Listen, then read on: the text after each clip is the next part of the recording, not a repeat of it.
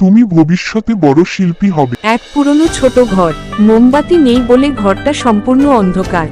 এক ছোট মেয়ে, রীতা, আঁকতে খুব ভালোবাসে, কিন্তু দরিদ্রতার কারণে রাতে আঁকা বন্ধ রাখতে হয়। তার চোখে স্বপ্ন, কিন্তু আলো নেই।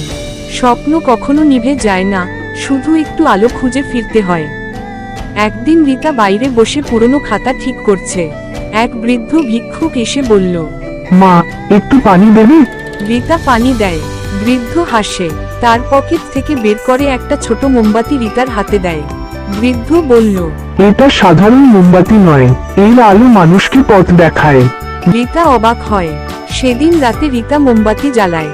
আশ্চর্য, মোমবাতির আলোতে তার আঁকা ছবিগুলো ঝিলমিল করে উঠতে থাকে, যেন ছবির মানুষগুলো জীবন্ত হয়ে যাচ্ছে। রীতা ভয়ে নয়, আনন্দে কেঁদে ফেলে। স্বপ্নে প্রাণ আসে যখন কেউ তোমাকে বিশ্বাস করে। সময় যায়, রীতা সেই আলোতে আঁকা শুরু করে। একদিন স্থানীয় স্কুলে তার আঁকার প্রদর্শনী হয়। সবাই অবাক, এত সুন্দর আঁকা। এক শিক্ষক বলল, তুমি ভবিষ্যতে বড় শিল্পী হবে। তখন দরজায় দাঁড়ানো এক পরিচিত মুখ, সেই বৃদ্ধ, কিন্তু এবার তিনি ভিক্ষুক নন। পরিপাটি পোশাক, হাতে একটি ফাইল। শিক্ষক তাকে দেখে বলেন, এ তো দেশের বিখ্যাত art guide professor Riya. Rita হতবাক। বৃদ্ধ হাসলেন, তুমি আলো দিলে, আমি পথ দেখালাম। একটা ছোট সাহায্য কারো জীবন আলোয় ভরে দিতে পারে। ভালো কাজ কখনো ছোট হয় না, সময় হলে তার আলো চারদিকে ছড়িয়ে পড়ে।